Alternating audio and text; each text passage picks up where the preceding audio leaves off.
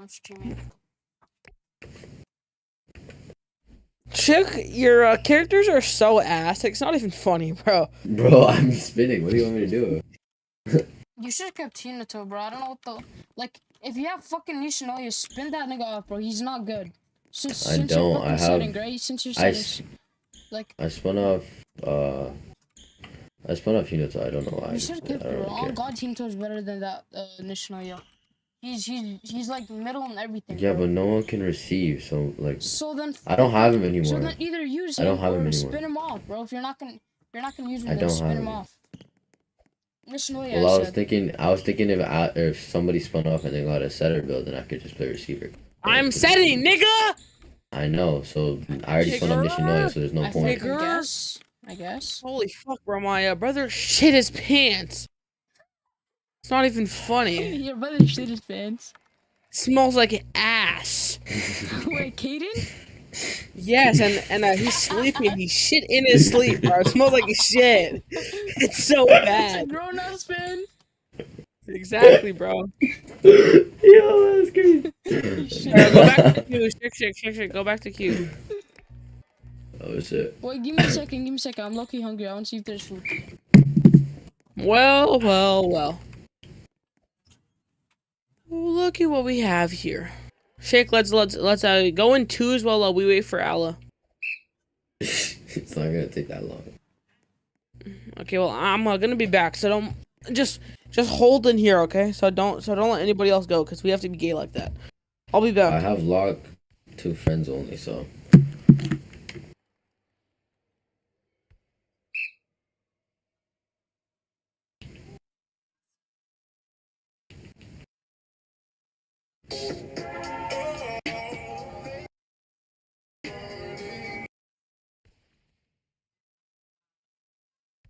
You will.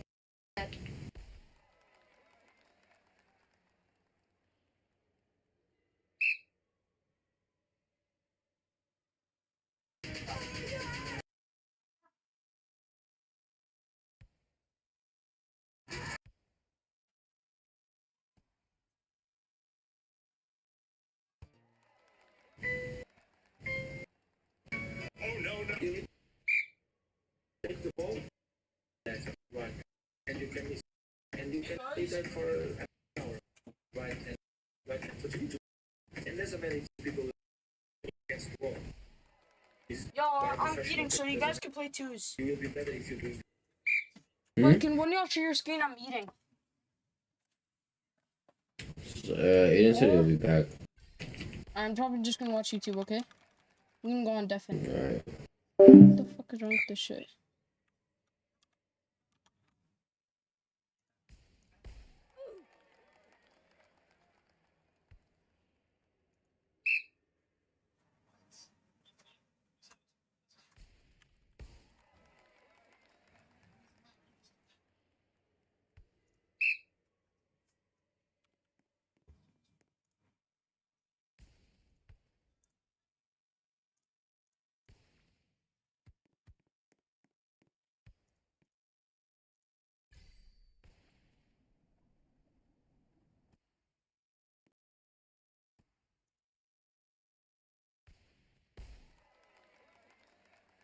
Warning, the following content may be disturbing for some viewers as it sheds light on a rarely discussed dark chapter in Japanese history. 1938. A mild summer day in China on the grounds of Unit 731. Professors, scientists and military doctors are conducting important research here. Now the workday is coming to an end. The adults are drinking beer by the pool of the facility. Children are playing tug of war. It's a beautiful sunset.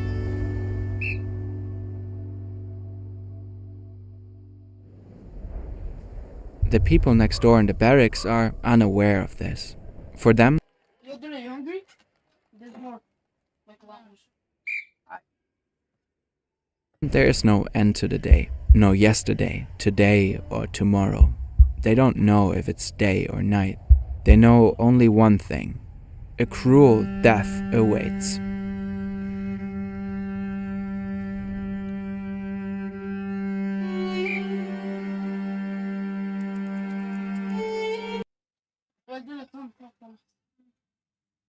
Manager Derek, can you do something? On the keyboard. Yeah. Alt tab. Go to like Roblox. Alt tab. Nigga this. Open it. You know the password. Here. This one. Tab? Alt tab. No. To Roblox. Who glasses are these? Roblox. Who glasses And are then these? go over there. To the AFK. Who bring you AFK. food? Me. I ordered it earlier. Yeah, Anna. Yeah. Your glasses. No, they're those. Put it on the desk. You wanna go here? Yeah.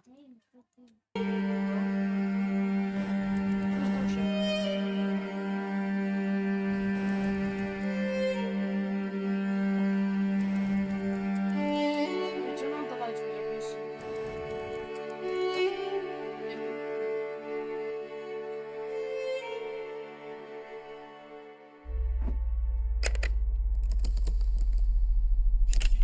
The First World War ended nearly 10 years ago, claiming 17 million lives. Japan fought alongside the Allies. As a result of their victory, Japan's economy is now thriving. The empire, under Emperor Taisho, is a member of the League of Nations. Japan enjoys good international relations, participating in conferences on disarmament and arms control, all in the name of preserving peace. In Geneva, the seat of the League of Nations, Japan signs a historic protocol.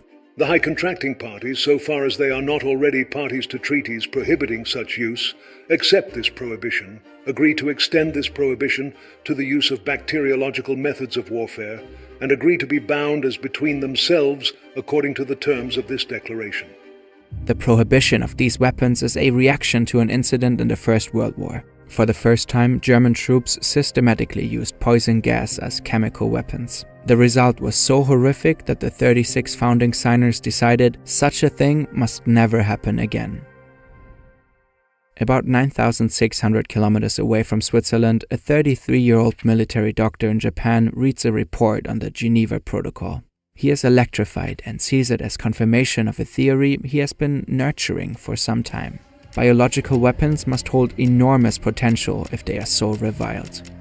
And he comes to a conclusion quite different from that of the signatories in Geneva. If the prospect of germ warfare created such dread, Japan must do everything in its power to create the most virulent germ weapons, as well as effective methods for destroying wartime enemies with lethal diseases. This military doctor, named Ishii Shiro, will devote his entire life to researching methods of biological warfare. In this endeavor, he will be aided by around 20,000 employees, and an estimated 300,000 people will fall victim to Japan's bioweapons program.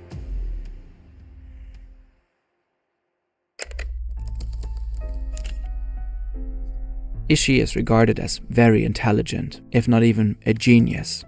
At the same time, he is described as ruthless, extremely arrogant, and ambitious, someone who would stop at nothing to advance his career. When he pitches his idea to the military leadership, his ultra-nationalist stance becomes evident. What if enemy states attack us with biological weapons? Then we would be helpless. And we can take advantage of new weapons technology offensively. What if we face a shortage of iron and steel during an economic crisis? We can kill two birds with one stone. Biological warfare saves money and resources while creating an invaluable killing potential. In 1928, Ishii, likely on behalf of the army, embarks on a 2-year world tour. He aims to collect research findings on biological warfare. When he returns to Japan in 1930, the political landscape in the country has changed. Under the new Emperor Hirohito, ultra-right politicians are in power. Japan's economy has been severely hit by the global economic crisis. In these circumstances, Ishii's ambitions find fertile ground. He wants to create an entirely new institution, the Institute for Epidemic Prevention. Once again, he pitches his idea to the War Ministry, claiming that other countries are secretly developing biological weapons too. That's what he supposedly discovered during his world tour. Now the War Minister himself becomes interested in Ishii's research. The government provides him with the necessary resources. They revive Japan's chemical warfare unit, a remnant from World War I. In 1932, Ishii's institute begins its work. Ishii and his team experiment with the pathogens for glanders, cholera, typhoid, gas gangrene, anthrax, and plague. Ishii is particularly interested in the latter. To him, the plague is one of the most dangerous potential bacterial weapons. During his travels, he studied the effects of the plague in Europe from the 14th to the 17th century. The institute's name conceals the second part of Ishii's research. There are two types of bacteriological warfare research, A and B. A is assault research, and B is defense research. Vaccine research is of the B type, and this can be done in Japan. However, A-type research can be done abroad. The problem with biological weapons is that pathogens don't distinguish between friend and foe. An out-of-control epidemic would endanger millions of people in Tokyo. And Ishii is convinced to develop the perfect biological weapon, a bit of lab research is not enough. He wants to test his developments on a large scale, regularly, extensively, on human subjects. The political climate is perfect for Ishii's plans. Japan's new military leaders want to expand. They are more aggressive than their predecessors. Some of them aim to occupy Manchuria. The Chinese region is militarily weak and rich in resources. In 1931, Japan makes a move and actually occupies the region. A year later, they established the puppet state of Manchukuo. The invasion of Manchuria is considered Japan's most decisive early step on the road toward totalitarian fascism and war. In Ishii's eyes, the now Japanese colony is perfect for his work. Potential accidents wouldn't endanger the Japanese population. Vast, sparsely populated areas guarantee secrecy. And then there are the inhabitants themselves, human subjects for his experiments. Ideal conditions for A-type investigations into biological assault. Thus, Ishii requests the relocation of his institute to Manchuria.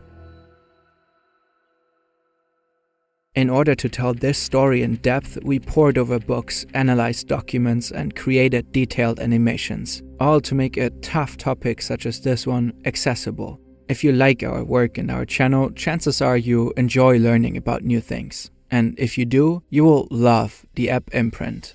Imprint is a brand new way for people to learn, build from the ground up. If you haven't used it before, you probably haven't seen anything quite like it. Imprint provides bite-sized lessons that only take a few minutes. They are beautifully illustrated, creating a highly visual, effective, and interactive learning experience. Their library includes courses and quick-read articles on topics like history, psychology, productivity, and more. Instead of doom scrolling, you can learn quickly and effectively. You can invest just a few minutes a day, perhaps while commuting or when you feel like having some time for yourself. It's really a fantastic app we can highly recommend. Why don't you give it a shot and go to imprintapp.com/fern. You'll get a 20% discount and free access to Imprint for 7 days.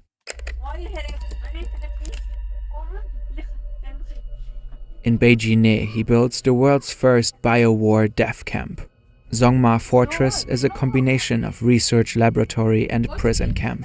It doesn't take much to be sent there by the Japanese colonial power. Soon the prison cells are filled with bandits, guerrilla fighters, partisans, communists, dissidents, and intellectuals. Suspicion that a person might be anti-Japanese minded is enough. They become part of the A-type research, human experiments with biological weapons. How many prisoners were killed is unknown to this day. The average life expectancy of the prisoners is about 1 month. Japan tries to keep the activities at the fortress strictly secret. In Tokyo, the government knows exactly about what's happening in the complex. None of the high-ranking politicians speak out against the killings, or as the scientists there call it, sacrificing human beings. But before Ishii and his team can really get going, the Beijing fortress becomes a security risk. A group of prisoners manages to escape. An ammunition depot is blown up, probably by a group of communist resistance fighters. The project could be exposed. Ishii orders the fortress to be destroyed to cover up any possible traces. He presses the Japanese government. The new site for his research should be even bigger, even more remote. No one should be able to escape. In 1936, Emperor Hirohito personally issues a decree. Ishii's institute is to expand. It becomes part of the Kwantung Army, creating a large network of locations. The headquarters are built in Pingfang.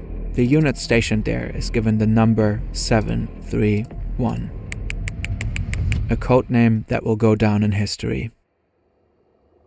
Pingfang is in a remote area, but still near the South Manchurian railway line. The new tracks leading to Pingfang officially don't exist. The secret trains that run there have a single purpose: transporting supplies, human ones included. About 150 buildings are erected over 6 square kilometers. A power plant, administrative offices, prisons, stables, greenhouses, autopsy rooms. There's even an airfield for the unit's air fleet. Trenches line the perimeter of the zone. Electric fences and watchtowers secure the area. The airspace above is a no-fly zone. Ishii runs the headquarters. He's in charge of 3,500 employees. He has recruited many of Japan's best medical researchers. They are all focused on one question: how can plague, cholera, anthrax, and so many more diseases be weaponized for war?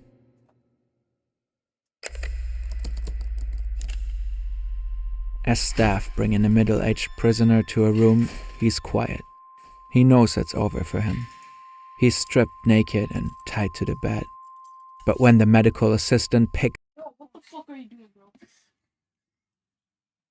What the fuck is this you're watching? What the hell are you watching? Fern. That's not tough. You don't? No. Fern, he's the best YouTuber, bro. He gives out, he does the best storytellers. The storytellers. I'm getting another plate, but I'm hungry shit. Type shit. I haven't eaten all day. Ashley? What one? Allah, can you watch on your phone? I wanna. Oh yeah, Ahmed thinks he's better than me, so like, if you go to Allah's house, can you like 1v1 me and like 1v3? Can I? Bro, you're better than me. I know, but like, he doesn't believe in me.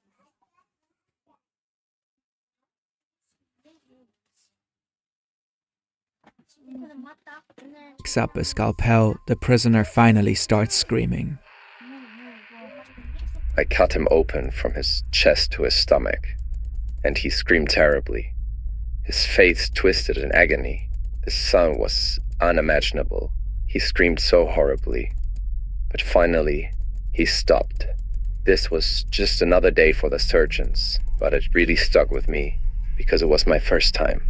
This Chinese prisoner has been deliberately infected with the plague and is now being dissected alive. The researchers want to see how the plague ravages his internal organs. Anesthesia isn't used as it could interfere with the results. Between 1936 and 1945, at least 3,000 people are murdered in experiments like this. What are you watching? That's chill. I cut him open to his stomach. Can't we put it back, bro? It was at 11:30. Inside Japan's secret torture lab. It was at... What the fuck is that, bro? Cut him open to his stomach. That's chill. It's just Japan's secret lab in history. If I watch this all night, I'm when I'm done, I'll let you click on it, okay? A scalpel, the prisoner finally starts screaming. I cut him open from his chest to his stomach, and he screamed terribly. His face twisted in agony. The sound was unimaginable. He screamed so horribly. But finally, he stopped. This was just another day for the surgeons, but it really stuck with me, because it was my first time. This Chinese prisoner has been deliberately infected with the plague and is now being dissected alive. The researchers want to see how the plague ravages his internal organs. Anesthesia isn't used as it could interfere with the results. Between 1936 and 1945, at least 3,000 people are murdered in experiments like this one, though the actual number is likely much higher. As the Pacific War breaks out and Japan later attacks Pearl Harbor, Unit 731 carries on undeterred. Since the unit is now officially part of the army, they receive new orders. Push the human body to extreme conditions to see Your dad said you have to pray if it's on weight. You said you do pray. Oh shit. how it reacts. To study frostbite, prisoners are forced to stand outside barefoot. Specific body parts are submerged in water to freeze them. Prisoners are locked in pressure chambers to test how much pressure the human body can withstand until their eyes pop out of their skulls. Women were forced to become pregnant to study how diseases like syphilis transmit from mother to child and how likely that child is to survive. Even though a large number of babies were born in captivity in Pingfang, most likely none survived. We could go on forever. The list of unspeakable, unimaginable atrocities is so unbearably long. In the labs, there are large 2-meter tanks where human bodies float in formaldehyde, cut in half from head to toe. In other jars, body parts are stored, all neatly labeled and documented. Feet, hands, heads, organs. Next door, the bioweapon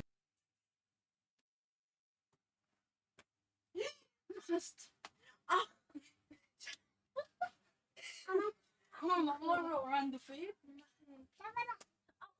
I know that. Okay? This is the story of Germany's strangest unsolved mystery.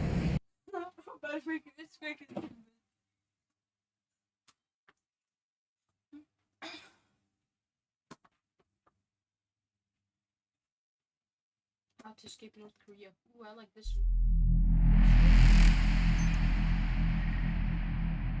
Min Young is 17. She lives in Hyesan, a small town in North Korea. It's located right at the Yalu River, the natural border to China.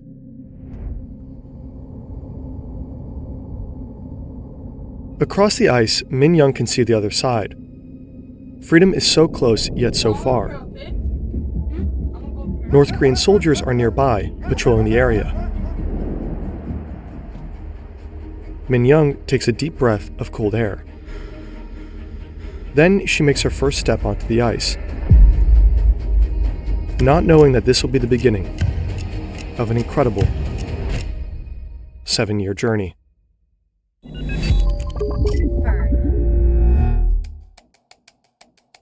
North Korea is notorious for the oppression of its people and its poor human rights record. Under Kim Jong-un, it became even harder for citizens to escape. There are more fences, more guards, and since a few years, there is a new order to shoot on sight. Yet, every year, hundreds of North Koreans risk their lives to flee their country.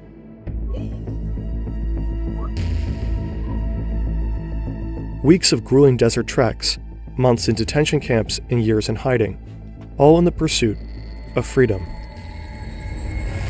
Geographically, North Korea shares borders with Russia, China, and South Korea. Most North Korean refugees want to get to South Korea.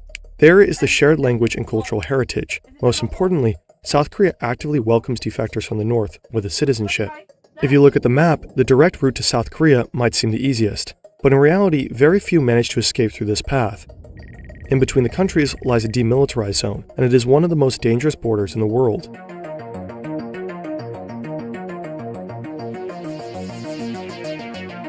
Oh Chong-song is one of the ones who managed to get through.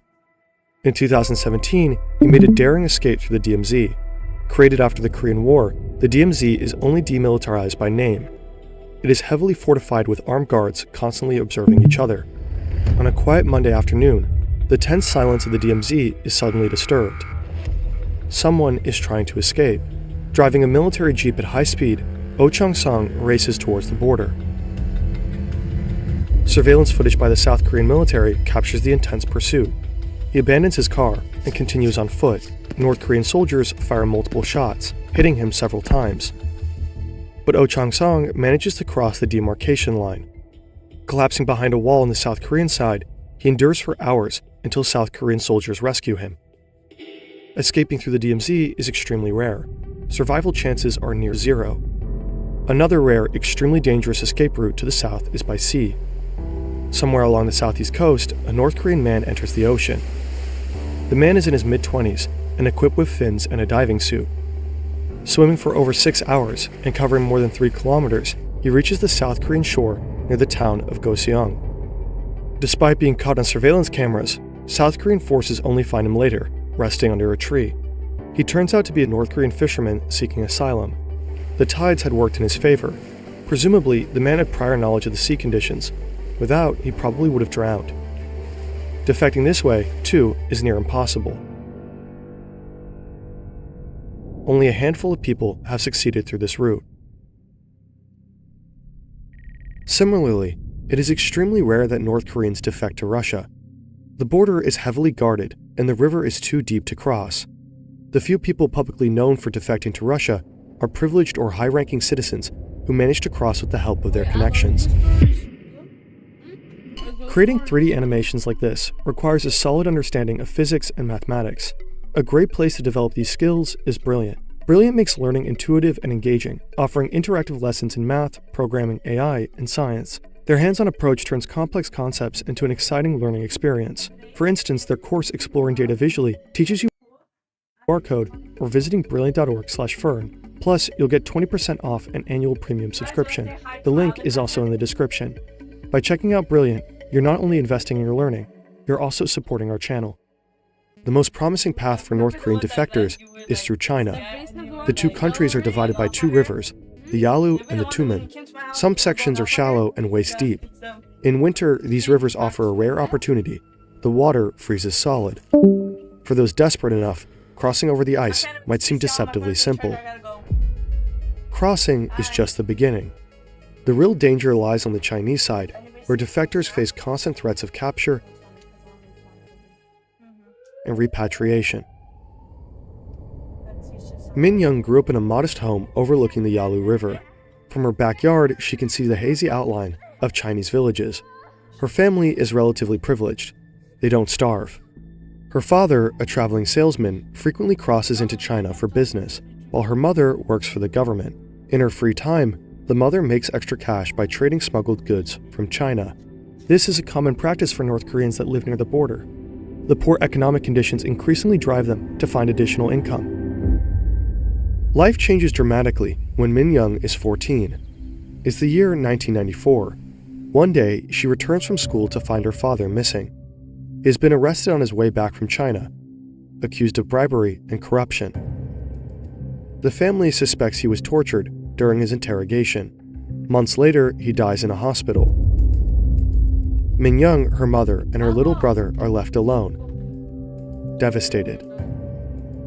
Disillusioned, Min Young begins questioning the contradictions she saw around her at an early age. The suffering during the famine, the lies in state propaganda, and the harsh realities of survival all build up to a pivotal point. At the age of 17, she makes the life-changing decision to leave North Korea. In under a minute, she crosses to the Chinese side, her heart pounding. Her plan is to visit relatives up north. She seeks a Chinese smuggler who lives by the river. He frequently trades goods with Min Young's mother, and she trusts him. He agrees to drive her into the sprawling city of Shenyang. For the first time, Min Young experiences a world vastly different from the one she had just left behind. Bright lights, bustling streets, and the abundance of food and goods leaves her overwhelmed. Weeks go by and she turns 18 years old. She wants to return to North Korea, back to her family, but then she gets a sudden phone call from her mother. Rumors of her disappearance have spread across town. People suspect she might have left the country. Coming back would be too dangerous now. Her family fears retaliation for letting Min Young escape. So Min Young's mother urges her to stay in China and live freely. Min Young remains in Shenyang. She begins working in a restaurant and learns Mandarin. She lives in constant fear of being caught and adopts several new names to evade detection. One day, two men enter the restaurant. They ask for her and flash their badges. It's the police. They take her away. It's over, she thinks. This is the end. At the station, they question her relentlessly and demand she complete a written Chinese test to prove her fluency. She does so, hands shaking, constantly at the verge of a panic attack. But she passes the test. It's a narrow escape. Had the officers doubted her, she would have been deported to North Korea without a doubt. Everything she risked every moment of her struggle would have been for nothing. Later, she learns that someone she trusted with her secret reported her to the authorities. In 2002, she takes the train to Shanghai. It marks the beginning of a new chapter in her life. In the megacity, she meets a broker who provides her with a new identity. She spends her entire savings on this ID. With it, she secures a job as an interpreter at a South Korean tech company. As she builds her life in Shanghai, she saves money and falls in love with a South Korean man. Together, they hatch a plan for her to seek asylum in Seoul, South Korea. After years of hardship, Min Young boards a flight to South Korea. She's so close to freedom. But immigration officers doubt her story. She spends weeks in detention. She is being interrogated over and over again. Then finally, she's granted permanent residency. She made it. Years later, Min Young uses her savings to arrange the escape of her mother and younger brother. Today, Min Young goes by the name of Hyeonshio Lee. She is a human rights activist, speaking out for defectors and advocating for freedom in North Korea. Her journey took over a decade, but her resilience and courage led her to live a life free from fear. We linked her book in the description. Min Young's story is one of pain, loss, and perseverance, but ultimately, it is a testament to the unyielding spirit of those who refuse to live in chains.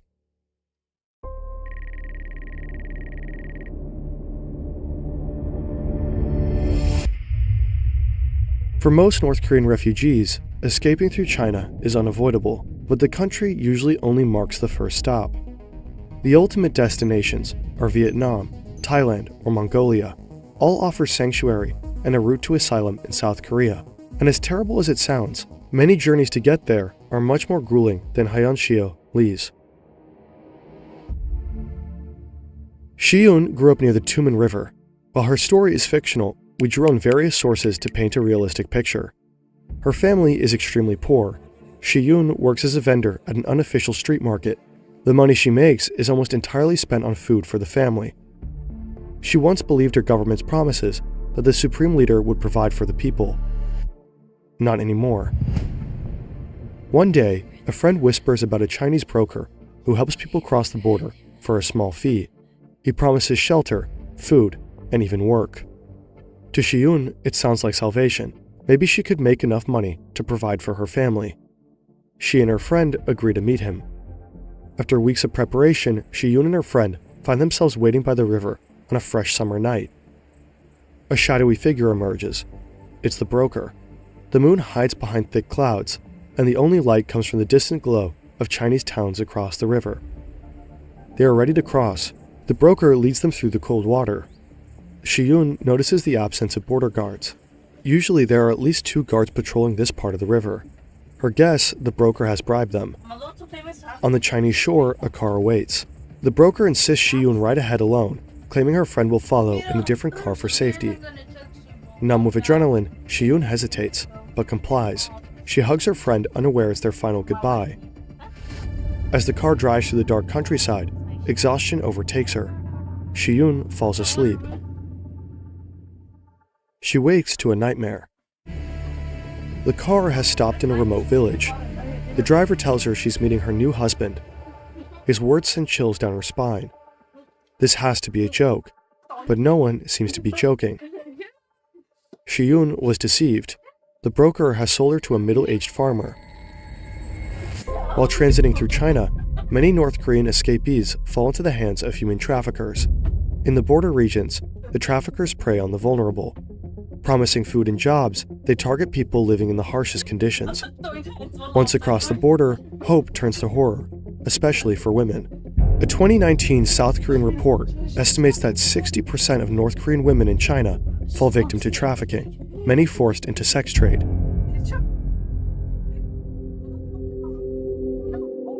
For 2 years, Shi-yoon endures isolation, abuse, and constant surveillance. It feels like a never-ending nightmare. She learns Mandarin in secret and scrapes together money by selling eggs, always planning her escape in the back of her head. One night, Shi-yoon seizes her chance. With her hidden savings and a few belongings, she escapes. The following weeks, she travels north. She has no plan, no direction, and no one to help her. After months on the run, she stumbles upon a network of defectors in the Koreatown of Beijing. They promise to help her reach Mongolia. She knows going back to North Korea would make her a traitor. This means torture and death for her and her family. She can't go back. This strange faraway place seems like the only chance at a free life, so she decides to go. The only thing standing in her way is the Gobi Desert. The size of Peru, it is extremely hostile to humans, freezing nights, scorching days, and no water. Shiyun joins a group of defectors and embarks on a grueling trek.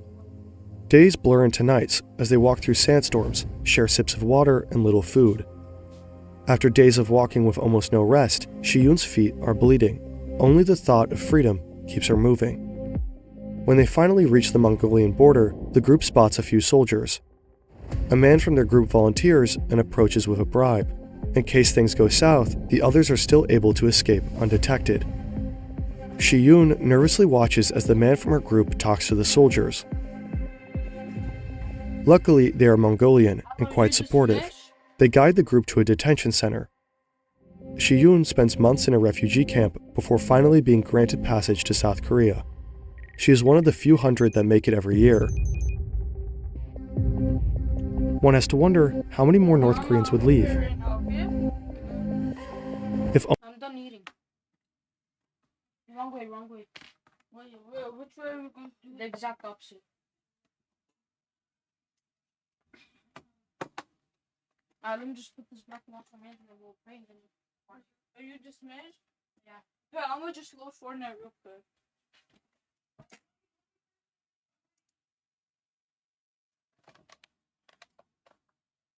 only they could.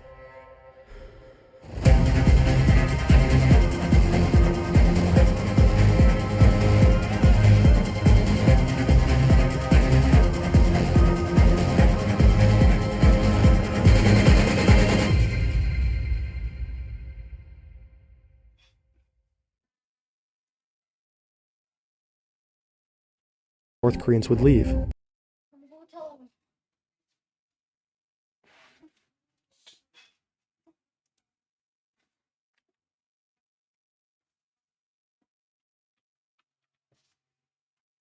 Let me finish the video. I know the video's here. It's funny. It's funny. You have 25 seconds. Color.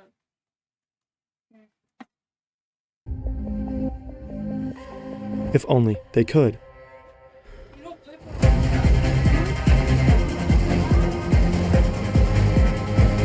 I know.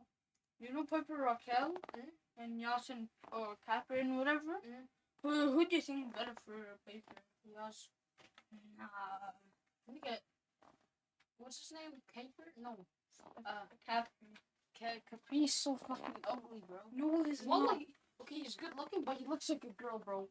Wallah, he looks like a fucking woman. Have you even seen him? Yes. Look at his face is way too like. Yaz is a dreadhead and better looking, bro. Yeah, he's better looking, but like, look. Exactly. So what makes Capri better? I don't know. I feel like Capri. Look at Wallah, he looks like a girl. Wallah, look at his face.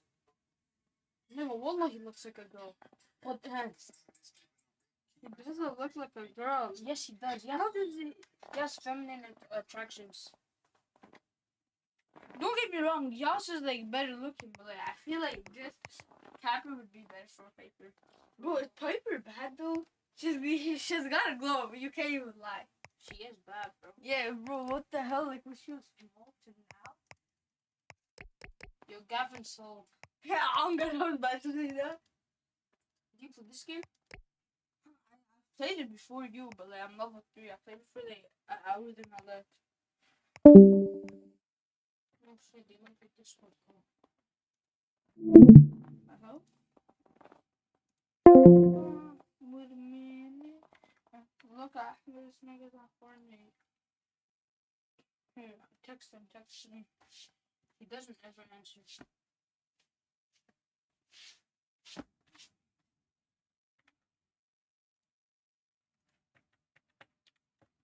Oh, wait, are you setting my settings?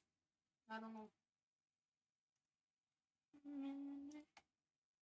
How much is the max FPS you could play on? I cap it at 180 just to not get frame drops, but I think I still do. Alright. Wait, actually, just to get rid of the activate, we're gonna